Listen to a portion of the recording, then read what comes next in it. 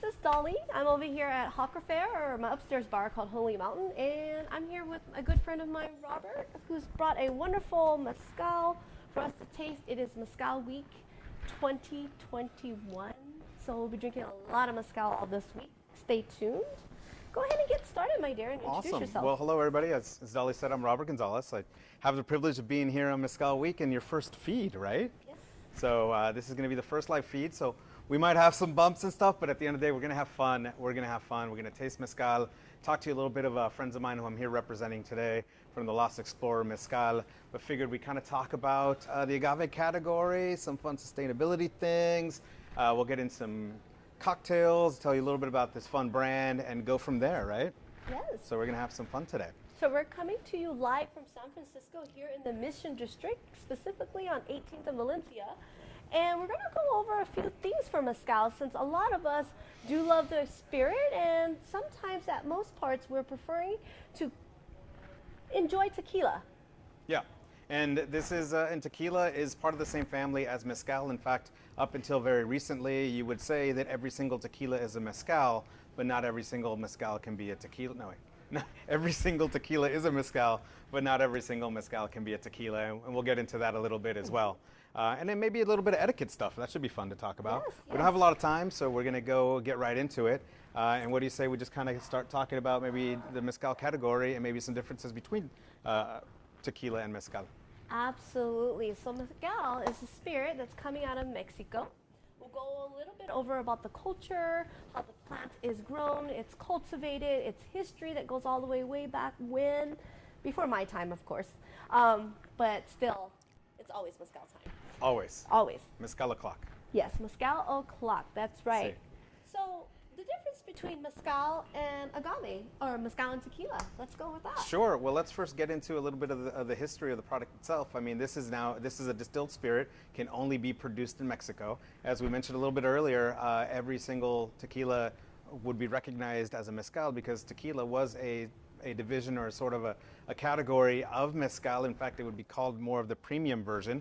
Today, now we have some great examples, including here, present company included, with the Lost Explorer, of premium versions of mezcal.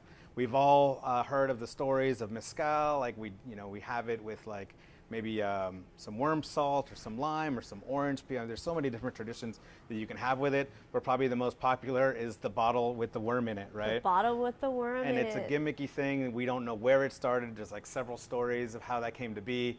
But the truth is today, I mean, we basically don't do that anymore. It's really more about the premium product that's inside versus a gimmicky thing used for marketing to help sell the bottles. So today, the liquid is selling the bottles. But back to sort of what brings tequila and mezcal together. This is a spirit, comes from Mexico. It comes from an agave plant. This is the only plant in the world that you actually have to harvest the entire plant to harvest its nectars. There's 200 plus varieties of agave plants, not just in Mexico, but in the world. But recognized to make tequila, we can only use one. This is the law that was put in place where we use the blue agave, the Weber blue agave plant for tequila.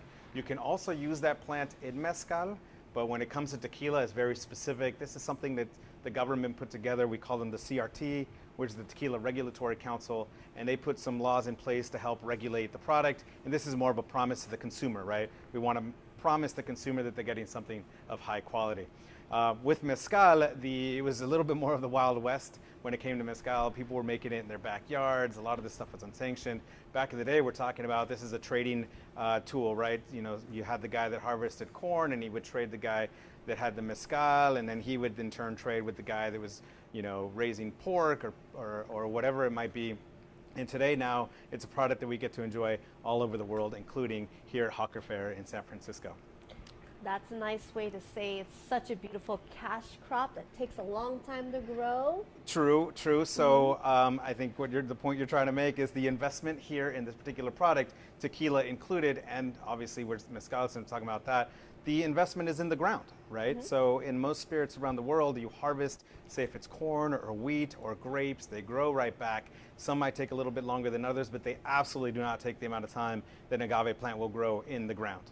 Right, so your average agave plant, say if we're making tequila, a good, you might get around 7 to 9 years for harvesting.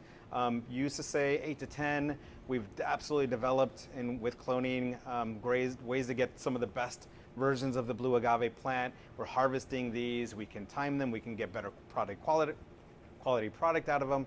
We use the blue agave plant in tequila for two reasons. One, it's the fastest growing. Yes. So the age statements I just gave you. So you can see harvested as young as 5 or 6 years old, just depending if they're ready or not. We're looking at a maturity part, right? And then we're also, as I said, time in the ground is the investment, and it's the fastest growing. It's also the biggest yielding, right? So this is one of the agave plants that's not only fast growing, but gives you a nice amount of volume. So the core of the plant, which we call the piña, we're very clever in Mexico. We call it basically, piña translates to pineapple, because you shave off the leaves, which we call pencas, and it looks like a pineapple. So it's a lot of fun. We call it a piña. We'll cut it into pieces. We'll roast it underground and cook it, which is what we do typically for mezcal. Now in the mezcal world, I mentioned 200 plus agave species that are that we recognize around the world, but far less than those are being used for mezcal. Now we have a section of the government that regulates mezcal production, and we call them the CRM, so the Mezcal Regulatory Council, right? Because everything in English is backwards. All right, that was funny to me.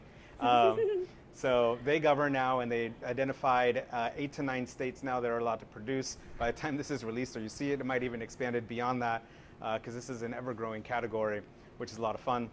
The espadín plant, what we're going to talk about in a little bit, is a very, very close relative to the blue agave plant. In fact, they're almost identical in every single way, except that the espadín plant is green, the blue agave plant is kind of blue, turquoise-ish. It's pretty looking. But their time in the ground, very similar. Their flavor profiles can be very similar, but it all comes to terroir, which we'll get to in a little bit. You wanted to say something? So looking at agaves and plants that grow in the ground, when it comes to a farmer or a harvester or someone that's the master distiller for the plant, they are waiting for this plant to grow and mature. And for me, the best spirits of tequila or mezcal comes with time. So it's a product that hasn't been rushed over the beginning of the year since it was a spirit that came to be.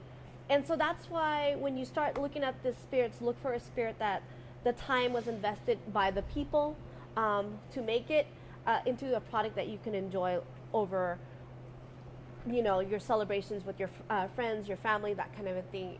It's just like looking at a fine aged bottle of scotch. It's something that should be enjoyed because we're enjoying the history that is in the bottle as well. Yeah, something we can all relate to too is cooking, right? Some of your favorite meals. Say if we're talking about Mexican cuisine, this carnitas can be one of the best foods you've ever had, but that's a long day, slow cooked, so that it kind of like falls apart and melts in your mouth. The carnitas is a great example of something that's delicious after long periods of time, right? It's waiting for the perfect flavor profiles to come out of that versus rushing something and throw it in your microwave. I don't know, right? So as you say, there are over 200 species of agaves out there that can be used for mezcal. Out of state of Jalisco is the ones where the blue agave comes from. That's true. Right? Yes. And when we say states and parts of Mexico, why don't you mention a few states? So we have... Sure. Well, so in tequila, as you mentioned, Jalisco is probably the big one. You're looking at 97-ish% of all tequilas coming out of that one state. That one state gives you 2 major kind of territories or 2 different types of terroir. Terroir is a French term. It's kind of a fancy word for all-encompassing everything having to do with like soil and microclimates and weather and so many different factors that change the flavor profile of anything. I mean, you could be growing, in fact, it comes from grapes, right? We're using this term a lot in grapes when we talk about wine. You can grow the same grape varietals in 2 different parts of the world and they taste completely different, but that's also true within even the same state. So here we go, an example of tequila with the blue agave, 2 different parts. We can call it the heartland, we can call it the valley, we call it the highland region. The plants, same exact species, can grow a little bit different. You have similar things in mezcal with the espadín plant, which is currently starting to be harvested and therefore cultivated for production of mezcal to make it a little bit more sustainable. And that within the regions, their big state is Oaxaca, right? So you know Oaxaca a lot for not only their amazing foods, some great beaches, some great weather. You know them also for some of the best producers of mezcal in this particular category. Let's call it the premium, some of the premium spirits coming out of Oaxaca. So So that's something that you'll hear over and over again. When you see bottled in Oaxaca or product of Oaxaca, you're talking about a state in Mexico. And we'll talk about more states along the way as I start to bring you more products that come out of Mexico, or different varietals that grow in different places. Today we have 3 varietals. Yes, we do. So we thought we'd present these 3 expressions for you. They're a nice variety of different things. I mentioned before, these are friends of mine. They're producing in the state of Oaxaca, about an hour outside of Oaxaca City. These guys are called the Lost Explorer, and they're mezcalero, which we talked about before, is what you call the master distiller. Sorry, you mentioned distillers before. I'm saying the word distiller in Mexico is a mezcalero. His name is Fortino, and he and his daughter have this distillery, and they've been producing mezcal and now make their own brand. And then he partnered up with some friends of his that helped him get the gospel, preach the gospel of good mezcal out. So now we have these 3 beautiful expressions. These are some examples of some premium stuff. He focuses a lot on everything going to, you talked about time, right? And time can be quality. So he focuses a lot on the age of the agave when it's in the ground, which in the case of this brand, he's very proud to showcase that the minimum age of these particular brands, or these SKUs, SKU is a fancy term, let's use expressions on the bottles. So with the Espadín, for example, if you can see it from there, it says number 8 on the bottle. Mm-hmm. Number 8 says 8 years, and 8 years, what it means is minimum 8 years in the ground, which is a great amount of time for an agave plant. You don't want to let it go too much beyond that, because what the plant will want to do eventually is try to reproduce itself, right? So when it tries to reproduce itself, it shoots out a big stalk, and it flowers, seeds come out, but it takes a lot of energy to do that. So the idea is to harvest the plant right before it gets to that point where it's building all this energy that it wants to do to shoot up that stalk and reproduce itself, and that's where the most of the energy is. And we take that, which is essentially starch at this point, we take it and we cook it. Now, cooking methods, there are some different varieties, there's some different styles of cooking. In tequila, a lot of it's gone far more advanced. We have some more technologies. Mm-hmm. You have ovens that are built of stone and brick that are used. They use a lot of steam to cook these particular agaves, the blue agave and tequila. There's even another system called an autoclave, which is kind of like a big stainless steel pressure cooker, which gives you even more performance for that particular cooking method. But when we're talking about rural areas like some of these bodegas, as we call the distilleries, in Oaxaca, you're looking at like no machinery. We're just talking about labor and using the entire earth. So once harvested, these plants by somebody named the jimador, right? Jimador is a very privileged position to have in the Mexico region, or in Mexico in general, for this harvesting. And it's actually a tradition that gets passed down from son and so on. But in this particular case, we're just using our arms and we're digging a big hole. Average hole depth-ish, 6-ish. I mean, it just depends on who's doing it and how much you plan to cook. But we're cooking it sort of like Kahlua pig style, right? Mm-hmm. We're digging a big hole, we're lining it with river rocks. I mean, we're looking at rocks that can retain the most heat and therefore radiate the most heat as well. We cut the agave plants in half at least, sometimes quarters, put them in as many as will fit in this pit as possible.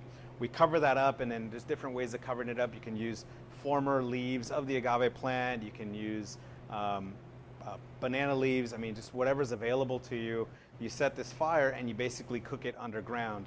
Now that will depend on the size of your hole, how long you cook it for, because this could be a days-long process. But what happens after you cook the plant, all those starches that we just talked about, we turn those into sugar. They are sweet. They are delicious. I don't know if you've ever chewed on like fresh cane or an apple before. Yep. This is basically what that tastes like, except a cooked version, so like caramelized. It's delicious. So the cooking of the agave is actually breaking down the fibers, so that way it oxidizes and starts the starch process, and we need that sugar. Sugar is one of the key ingredients that will eventually distill with a little bit of yeast. Yeah. And then it becomes your special liquid that we're going to call alcohol. It's true, and actually alcohol even starts at the moment of fermentation. So something you alluded to is we basically want to extract as much of that moisture from the fibers of the agave plant as possible. There's different methods of doing that. The tequila guys, they kind of got this figured out, right? They have something that they use called a roller mill. Well, there's a diffuser, which is probably the most efficient way to do this, but it's an expensive machine and not everybody has this. But what's very commonly used is called a roller mill, which is a system of conveyor belts with like big wheels, and basically the fibers go through there and all the liquid gets extracted from that. But back to in Oaxaca and when we're making mezcal, we don't have that fancy machinery, and it's back to just how strong are you? And a method that's probably the most advanced is taking a volcanic stone wheel, cutting a big volcanic stone into a wheel, putting it in a pit, and having it pulled. Now, it's not that easy to push on your own, right? No. So you got this pit, and it can be lined with rocks itself, and if you try to move it by yourself, I mean, that thing is super heavy, so you need a little bit of help. So something like a horse or a mule is commonly used. But even if you can't get that volcanic stone rock, which is not only not easy to find, easy to get, it's heavy. It's hard to get to wherever your distilleries are. And in this case, the bodegas, they're out in the middle of nowhere, dirt roads to get there. And your only form of transportation, especially back then, we're talking about horse and mule and buggies and wagons and things like that. Today we do have trucks and things, but still, that volcanic stone in its own is very heavy and hard to get. So what's another method is crushing it by hand. Crushing my hand with a maleta. With a mallet, that's right. And what you're doing there is essentially like taking the cooked agave pieces, taking a big hammer and hitting it against another hard surface and just letting the liquid spray out and then collecting that little by little. Total manual labor. Yeah. All by hand. It's just all to, in the muscle. just to get that pina crushed up, mashed up, so that way we can move on to the next process of it. So even the mashing of it, the harvesting, the mashing of it, the cooking of it, again, time for something great. All right. At this point, we collect that juice and we put them in a big vat. The big vat, the purpose there is to collect all the juice and essentially let it spoil. Because what we discovered hundreds of years ago with agave, and the story is a lightning bolt hit an agave plant, therefore cooking it, which is what we're talking about doing on purpose now, but it had spoiled and therefore natural elements in the air had begun to turn that sweet juice into more of a bitter juice. And that bitter juice is essentially yeast eating all the sugar, because yeast loves sugar. So when you introduce yeast to anything sweet, it starts, the yeast, which is like a little bacteria, like a microorganism, it starts eating all that sugar, and what it ends up doing is it spits out alcohol. So at this point, you kind of have something typical of a beer or a wine. In our case, in the agave world, because it's nor a fruit, which would be a wine, and nor a beer, because it's not a grain, you have something called pulque. And pulque is purposely made now, and it's very common to see these if you do go to Oaxaca or any classic looking taqueria, is they have a bin or a bucket, maybe it's an empty barrel, where they've been aging pulque, and it's essentially the agave juice fermented. And at this point, it's alcoholic. It's alcoholic, it's and lower it does proof. have a kick. It's got a little kick. It's an acquired taste. I mean, my palate's been acquired to it now. When I was a kid, the first time I tried it, I didn't like it at all, right? You'd like the sweet things, but now I love the nuance of something like a pulque. So at this point, right, we have the pulque now we've converted. We've let the yeast eat the sugar water, convert that as much to alcohol as possible, and then once it converts into alcohol, we're going to go ahead and put it in a distillate. Now, the distillation process can be done in many different ways. We have things that are done in the modern term, which is either in a pot still or a column still, if they have a still on site. Yeah, and there's different ways of still. So first, the science of distillation, right, which is what Dolly was talking about, is we learned that alcohol evaporates at a lower temperature than water does. So let's pretend we take that, we're going to call it a 10% liquid, right? A little more than beer, which will be around 5%, a little less than wine, which will be like 13%. Let's pretend it's 10%. So we learned that if we take this glass of water here and it's to the rim, right? And it's 10% of it is alcohol. We learned that if we heat that up to a temperature, but not to exceed that particular temperature, we've essentially turned all the alcohol into a gas, leaving behind the water. But what happens there is we do turn it into a gas and it would just evaporate into the air.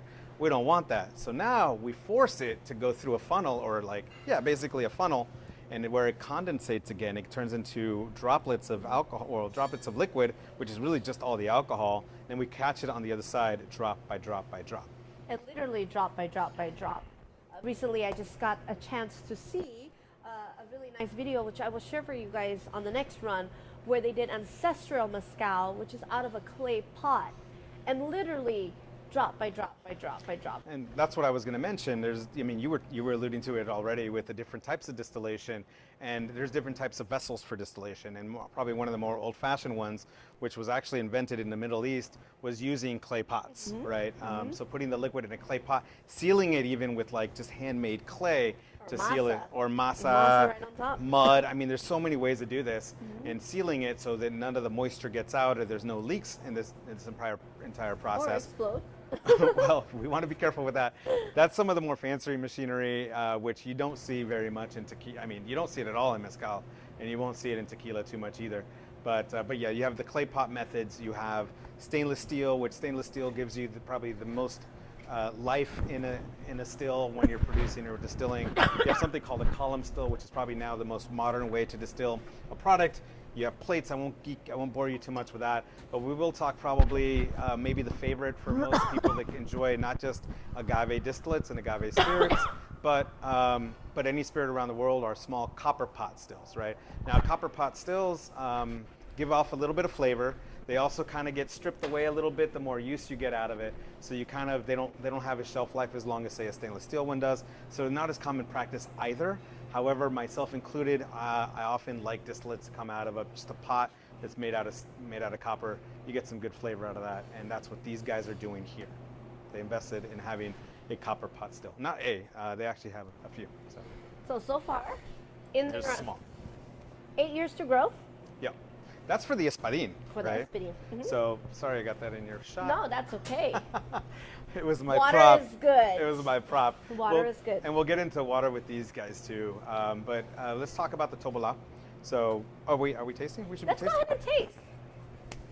You're So we're talking. gonna taste the Espadín, which I really love. I got to taste this about a week ago. And we're talking about an Espadín plant, like you said, 8 years grown in the ground. It grows about that tall. The espadín plant, I mean, it depends on the healthy of plant, but it can absolutely grow to be taller than us. I mean, you're Wow. looking at 10, 12 feet sometimes. And Pina about that big. That's probably an average size. Yeah, they can get pretty About that big. They can big? be a little bit Pretty smaller too. I mean, sometimes the size of like a large basketball. But it all just depends on when it's ready, because sometimes the plants just grow smaller and they're mature, and sometimes they grow bigger and they aren't quite mature yet to harvest. It all depends. But yeah, there's a little bit of variable, but to Dolly's point, like that's a good size. Salud. Salud. Salud. I love Espadín because Espadín still retains that smoke. It'll hold well in a cocktail. And as you see, most of the time, mezcal in the well will be an Espadín for many reasons. One, because it just yields enough for the unsatiable desires of us needing mezcal all the time. So that's the reason why you might see Espadín more often than ever in a well. And by saying well, it's the most commonly poured when you're making a cocktail. So for me, Espadín is one of my go-to mezcal varietals that I use to make cocktails, and we'll be making a cocktail for you guys in a little bit. And they're also different too. I mean, it's the exact same plant. Kind of we're talking about that fancy French term before, terroir. I mean, these espadín mezcals can taste so different from bodega to bodega, all within the same state, even just the same state of Jalisco. I'm sorry, the same state of Oaxaca. Yeah. I mean, it's no different in Jalisco, but we're talking about Oaxaca in this particular case. Espadín is so versatile, it's delicious. This one, you hit that smoke, and that smoke is coming obviously from that underground cooking, which will taste across this entire line. I know some of you back home, some of you might say, I don't love mezcal, it's too smoky. I don't like scotch, it's too smoky. Well, just like some scotches aren't smoky, some mezcals aren't that smoky either. Exactly. They can choose to do that or not, but it's all about the balance of the mezcalero. So in this Yes. case, Fortino wants you to have a little bit of that smoke backbone, but showcase in this particular, I get a lot of herbaceousness. This one has some citrus fruits. You do have that smoky backbone, but overall just a well-made distillate. He likes to take a really small cut of the distillation heart, which is the purest part of the entire thing. Picture a watermelon.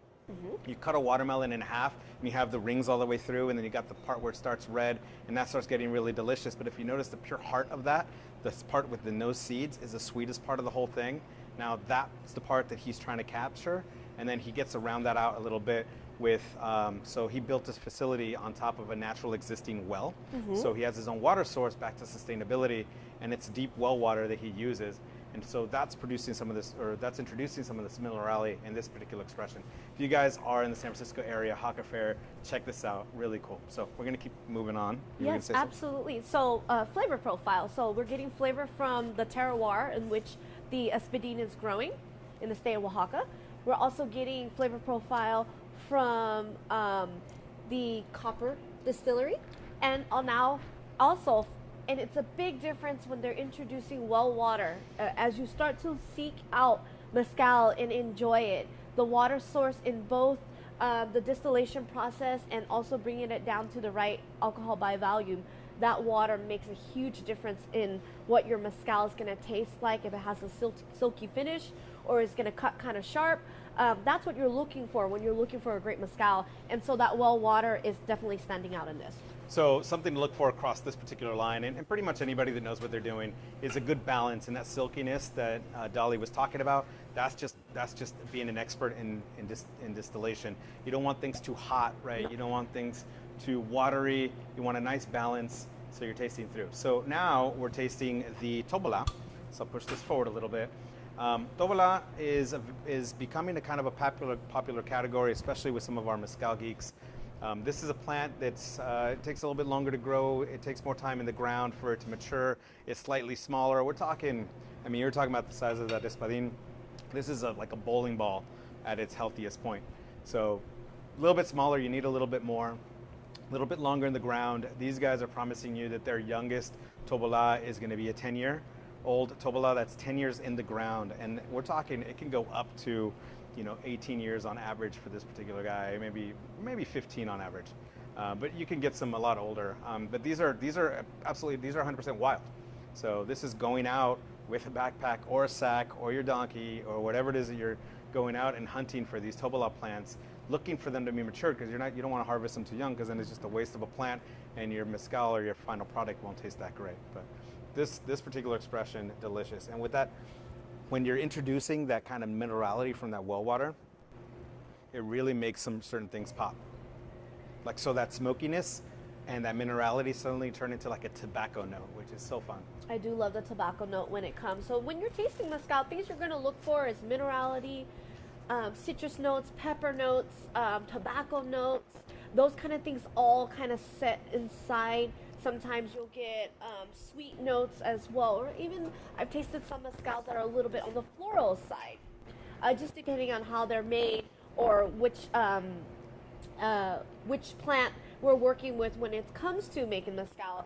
You're going to start to understand that. So I'm glad for those of you who are viewing at home that this might be a way for you to have an unpretentious way of discovering mezcal. Yeah. It is Mezcal Week, so I expect everybody to go out there and hit your local bars, hit your local restaurants, and ask what kind of mezcal you have there, and flip your favorite tequila cocktail into a mezcal cocktail and see how you like it. Yeah, that margarita that you typically like to have with your favorite tequila, maybe this time call for, if not just 100% swapping out tequila for mezcal, sometimes a little bit goes a long way, and you can just add a little bit. And I always recommend talking to your bartender, right?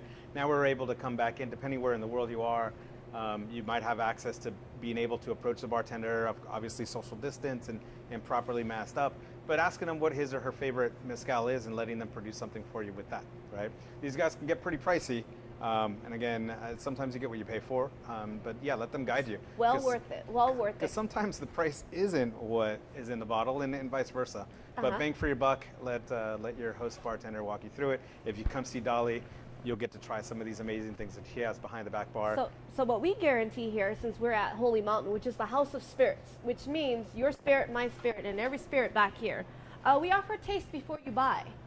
Because one of the things that I would like to start is conversation about spirit, allowing you to taste, to know, to understand.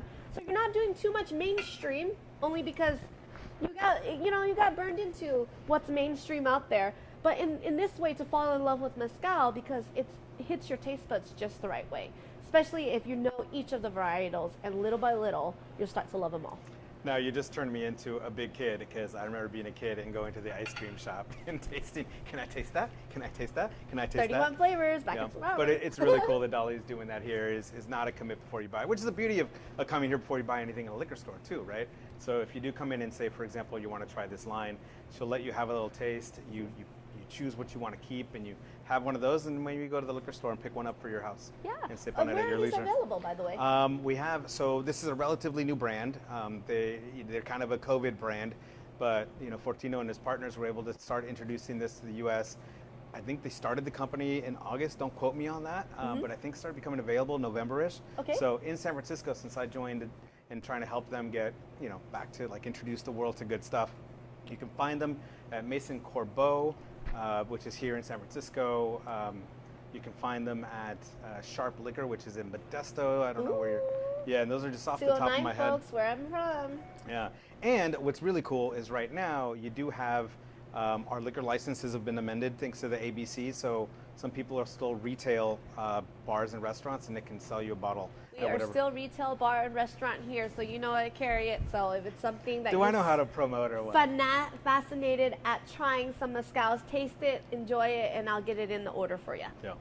So that's also really cool. And again, not a lot of folks carry this one yet too, but it's really fun to put it in my bag and hit the pavement, as we call it in the sales world, and introduce folks like Dolly that really understand the good stuff to products like these. So these are more on the premium side.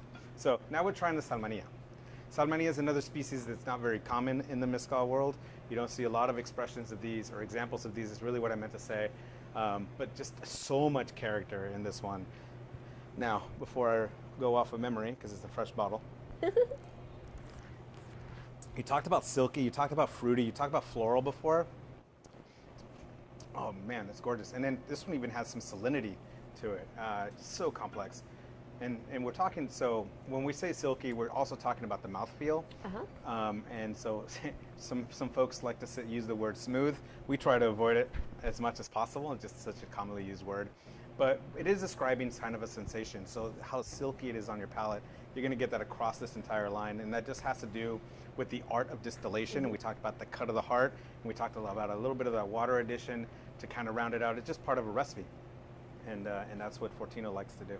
When I first started the bar industry about 8 years ago, and I couldn't understand what they meant by silky when I was tasting wine, a lovely general manager of mine, I'm going to give him a shout out. Hi, Robert. Well beloved. Sounds like a handsome fellow. He was awesome. I was the type of bartender that he didn't want to hire, or server that he didn't want to hire, because I'm coming from the Central Valley, and the only thing that I knew how to sell was Heineken and Hennessy. Took a long time to step into this industry to learn things all the way down to Scotch and Mezcal. So it's 100% doable for everyone. So the best way I can describe the difference between something that's silky and not is like when you drink water, it finishes off your palate, but when you drink milk, the mouthful stays, and it stays on your tongue longer. So silkiness is kind of like in between taking a sip of water and taking a sip of milk. That mouthful stays on your tongue, and with the right food, it'll actually hold your taste buds hostage as you take a bite of something. Oh my God, spicy. Pairing is so much fun. Something spicy goes really well with this. It'll make you want to take another sip, another bite, another sip, another bite. So food, cocktails, it all goes together. So with mezcales, we talked about the investment is in the ground. You're going to see most of these spirits nice introduced to you just clear. Clear just means it has not seen any wood for aging. Aging and wood can introduce some different flavors to it, which are also very interesting and appealing. And there's some examples of mezcals that do it, but in most cases you won't see them without some wood. So don't be afraid when you do see it. Just accept that you're tasting the raw material in its purest form, at least as much as possible. So that's one thing about mezcal. Most time mezcal is unaged. You'll see some brands that are coming out with an aged mezcal, but because it's unaged, you want to be able to taste more of that agave feel, more of the way that the plant has grown in its terroir, as opposed to tequila, where you get a blanco, a reposado, and an añejo, which is aged in oak or old barrels, or I've even seen some tequilas aged in sherry barrels. Yeah, I mean, at the end of the day, the rule with tequila is it has to be an oak container, but it can be a brand new one. It could be a used one. It could have a variety of different sizes. I mean, that's for a whole nother hour seminar on the regulations there. But to the point is, yes, you're introducing some wood flavors that balance out with that agave flavor. But you're also kind of adding and therefore kind of limiting where you have now kind of a white canvas, and you can pair with a lot more. I mean, for me, almost all seafoods, right? I mean, we in Mexico love fish. This is my heritage, by the way. I'm Mexican by heritage, if that wasn't already obvious, as my name is Robert Gonzalez, but I could be from anywhere in the world. In this case, my family's from Mexico, and I grew up with Mexican cuisine, and everything that's my favorite has lime, salt, and chili, and I just love everything with lime, salt, and chili. So in this case, like a ceviche and this stuff with lime, salt, and chili is delicious. I guess I'm Mexican by association. Yes. I actually have a Mexican. I claim you. I claim you. He's claimed me. I I'm claim- claimed. I I actually claim have that. a Mexican last name. My last name is Valdez Bautista, That's but true. I'm actually from Laos. So totally different story. Stay tuned for another episode of that one. But yeah, thanks for claiming me. I am family now. Welcome to the Okay, clan. All right, I'm part of the clan. All right, Mezcal will make your family larger. That's very dangerous to say. right. Yes. It's. Really Never mind. dangerous to We say. won't go there. Well, we won't go right. there. I hope everybody should be 21 and over tuning into this since it is alcohol. Yeah. Drink responsibly. As these folks like to say, sip curiously. Oh, sip Be curious. curiously. Be curious. Always curious. I'm actually going to be able to debut a cocktail for you here. I'm Now, really excited about this, guys. when working with cocktails and knowing the mezcal, you can kind of balance off someone who's really comfortable with tequila but not comfortable with mezcal but would like to learn. So you can introduce a little bit of fruits into that drink that kind of pulls the smokiness and balances it down. Some fruits that I love to use when I'm working with a cocktail would be things like dragon fruit. We can use things like papaya, watermelon. Those kind of things have a nice round softness to it that can pull mezcal, but it won't take away from it. And I think one of the top cocktails that are drank in Mexico is not the margarita. I believe it is the Paloma. It is. The Paloma is the most It is popular the cocktail consumed in Mexico. popular cocktail. So those things we have available here, and we're going to be offering these special one-up cocktails, especially for those who are stayed tuned into this live feed, and we'll go ahead and rebroadcast it as well. You guys are actually getting access to some hidden cocktails here that are not on the menu. So if you follow either Robert, myself, or any of the spirits that we're showcasing for you today, you'll be able to seek some hidden cocktails that we have. One of the cocktails that I'm going to be actually showcasing for you today, just put that right there, which I really love. I really, really love this one because we're going to be working with dragon fruit. And how do you say dragon fruit in Spanish? I would know the exact translation, but I don't know if that's the word that we use in Mexico. Dragon fruit, but dragón fruta de dragón. So, audiences at home, if you know the Spanish translation for dragon fruit, please put that in the chat. I'm pretty sure it's under us, is below us right now. When you rewatch this feed, you'll have the Paloma recipe, the margarita recipe. Someone's gonna put that in. All right. Don't forget to tag Pound Mez Week 2021. There is a competition going on for some swag that's offered by Mezcal Week. So go ahead and do that, or vote for your favorite broadcaster. All right. So I'm gonna work with this beautiful drink, and you're gonna decide which mezcal shall I use. You got it. I would say for versatility purposes, I like the Espadín. We were just talking about before. Let's do this. The Espadín is so versatile. It plays with so many different It things. is very, very versatile. It is a cocktail that, or a maguey or agave that I like to introduce people to, because if they're kind of stepping off of tequila and stepping into mezcal. Can we say that? Stepping off of tequila into mezcal? Make mezcal drink. Or just being more curious, right? Make tequila mezcal again. And being adventurous. All right. Right. So I'm going to go ahead and start with some dragon fruit, which is going to give a beautiful hue there. It's the same thing as a prickly pear, as a cactus-like fruit. Drop a little bit of that in there. Which that one I know. The translation for prickly pear in Spanish is It's tuna. Not like the fruit. Not the 'cause fish. Not the fish. No tuna Because crudo here. for us, the tuna fish is atún, but the fruit, the prickly pear, is tuna. So those of you at home, how is my Spanish? I speak kitchen Spanish and kitchen Spanish only. Okay. Yeah, it's full to the rim. All right, full to rim. This is a 2-ounce pour off of my jigger. I'm gonna go ahead and ice this real quick. The beautiful thing about working with dragon fruit, I already have it cut into pieces. I'm using a pink dragon fruit. So you might go to the local bodegos and buy dragon fruit, and you might be getting a dragon fruit that might be white inside. If you can, try to find the pink ones, which is kind of funny because the pink ones are yellow on the outside. I know, God is crazy. They're all crazy. Grab the dragon fruit and cut it up, make into squared cubes, so that way it's ready to go. I have the mezcal in there. Now we're gonna go ahead and work with fresh citrus, lime. Go ahead and squeeze a whole lime into there, only because our lovely dragon fruit is going to be on the sweet side. So it's going to give some natural sweetness so I don't have to work too much with adding too much sugar into my cocktail for those of you at home that don't want too much sugar. When you're making cocktails here at this place, we are very conscientious about sugar. So I'm going to do a hard press. And I'm going to do one more hard press and get that lime right in there. And for those of you who don't know properly how to use a lime press, it is the round side up. It's true. I can't tell you how many times people, because it's a bowl shape, you think to put the lime the other way around, but just try doing that live and squirting yourself with lime. All right. So another hard press. So far I have 2 ounces of mezcal, a little bit of dragon fruit in there, and then I'm just gonna add some more agave. So when you're working with cocktails, you have things where you call rich and equal parts. Rich means the alcohol by volume is going to be a little bit higher. That means you're going to do less water, more sweet, but it doesn't mean the cocktail is going to necessarily be sweeter. It's just you're adding less water. Or you can do it equal parts in the agave to water, and it'll be a perfect balance. So we'll go over that in another broadcast later when we call Know Your Sugar, Know Your Sweets, and comparable sweets that you can use for your cocktail. That's a whole class in its own, okay? All right, so I have my agave here, and I'm gonna do 1/2 ounce pour right into there. All right.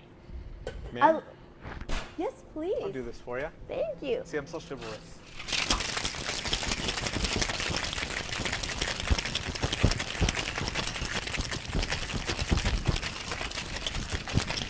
Everything for you.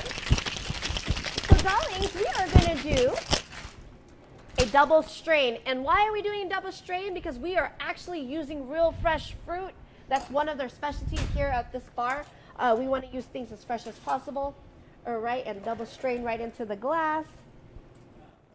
Look at the color, and this is natural for those people who are looking for a cocktail that can pop, and the color is amazing and bright. This is our cocktail called the Lover's Old Flame. There's a reason for a Lover's Old Flame. You want to hear why? I want to know. All right. So cocktails made here kind of fall in the tarot card, which has a lot of history in it. And so this cocktail is the Lover's Old Flame for the Lover's tarot card. And why not? Let's do this. Every time you come and enjoy this cocktail here, it will always be lit for you. That cocktail is lit. It's lit. It's lit. And after you. All right. Happy birthday to me. Happy birthday to someone. Wow, look at that color, huh? Look at the color. Yeah, all natural. That's the one thing that we strive for at bars is using natural fruit to enhance the cocktail in its own. And great aroma from the fruit, from the flower as well. Yes, yes. There we go. Cheers. Cheers, guys. Wow, spectacular. So we're going to be doing more and more of these for you coming live as well. Also a reboot of the video so that way you guys can watch it again later, kind of fall back. But you can always reach us. I'll be putting you guys in touch with brand ambassadors so you yourself can reach out to a live person and get to know spirits out here. And we're expecting to see you guys soon here at Hopper Fair or Holy Mountain. We'll share our cocktails. I can speak on behalf of the Lost Explorer folks. If you go to their website, they have some cool ideas as well. But all of our friends that make amazing stuff, they all have great content on their feeds. So jump on and enjoy the experience. Until then, salute.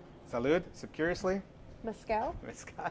Always. Mezcal week. It's Mezcal week. Yeah. Mezcal week. Stay tuned soon. Thank you so much for having me, darling. Yeah, we're so happy to have you. Now, as we go off camera, we're just going to enjoy our mezcal. Yeah.